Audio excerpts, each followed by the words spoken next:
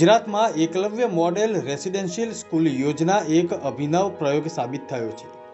આદિજાતિના વિદ્યાર્થીઓને ઘર આંગણે ગુણવત્તાયુક્ત શિક્ષણ પ્રાપ્ત થાય તે ઉદ્દેશથી શરૂ થયેલી આ શાળાઓને કારણે આ વિસ્તારોમાં શાંત ક્રાંતિ આકાર લઈ રહી છે। ચાલો સાક્ષી બનીએ એ આ શાંત ક્રાંતિના। ગુજરાત સરકારે જૂન 2003થી એકલવ્ય મોડેલ રેસિડેન્શિયલ સ્કૂલ યોજના શરૂ કરી હતી। ત્યારથી અત્યાર સુધીમાં અનુસૂચિત જનજાતિ સમુદાયના લાખો વિદ્યાર્થીઓને લાભ મળ્યો છે। હાલ રાજ્યમાં 34 શાળાઓમાં 11,066 વિદ્યાર્થીઓ અભ્યાસ કરી રહ્યા છે। દરેક શાળામાં 480 વિદ્યાર્થીઓને ધોરણ 6 થી 12 સુધી મફત શિક્ષણ આપવામાં આવે છે, જ્યાં તેમને પુસ્તકો અને નોટબુક પણ મળે છે। આ શાળામાં પ્રવેશ મેળવવા માટે સેન્ટ્રલાઇઝ પરીક્ષા લેવામાં આવે છે, જેમાં પસંદગી પામેલા વિદ્યાર્થીઓને તેમના ઘરથી 30 કિલોમીટરની ત્રિજ્યામાં આવેલી શાળામાં પ્રવેશ આપવામાં આવે છે।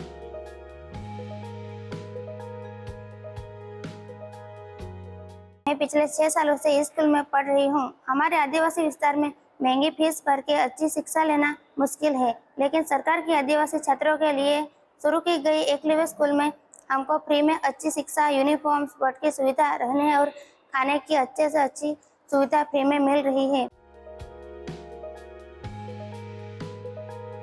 દાહોદમાં શરૂ કરેલ આ એકલવ્ય રેસિડેન્શિયલ સ્કૂલ અત્યાધુનિક શિક્ષણની સાથે સાથે સફળતાનું શ્રેષ્ઠ ઉદાહરણ છે। અહીંયા ઇમ સર્વિંગ ઈ લર્નિંગ માટે 6 interactive LED smart class green board છે, સાથે ભવ્ય લાઇબ્રેરીની સુવિધા છે।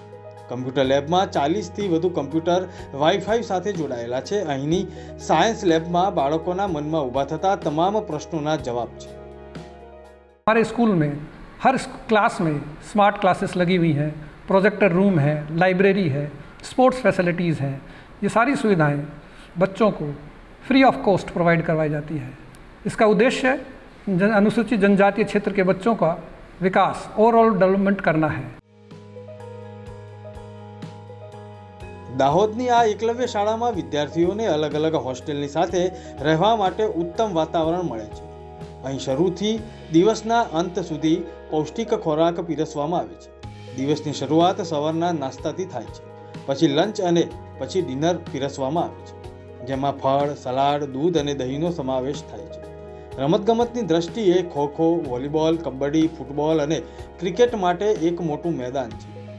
શિક્ષણ અને રમતગમત ઉપરાંત અહીંના વિદ્યાર્થીઓને સંગીત અને નૃત્યના વર્ગો દ્વારા તેમની સંસ્કૃતિ અને મૂળ સાથે જોડાવાની તક પણ આપવામાં આવે છે।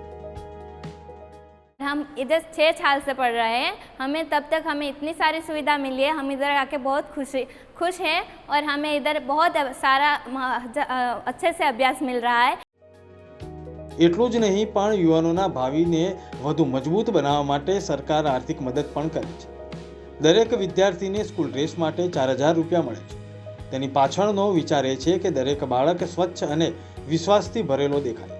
આ શાળાઓ માત્ર બાળકોને સારું શિક્ષણ જ નથી આપી રહી, પરંતુ સાથે સાથે તેમના પરિવર્તન લાવવા માટે પણ એક મહત્વપૂર્ણ કાર્ય કરી રહી છે, જેથી ભવિષ્યમાં તેઓ માત્ર તેમના સમુદાય મજબૂત બને અને ગુજરાતના ભવિષ્યને પણ ઘડશે।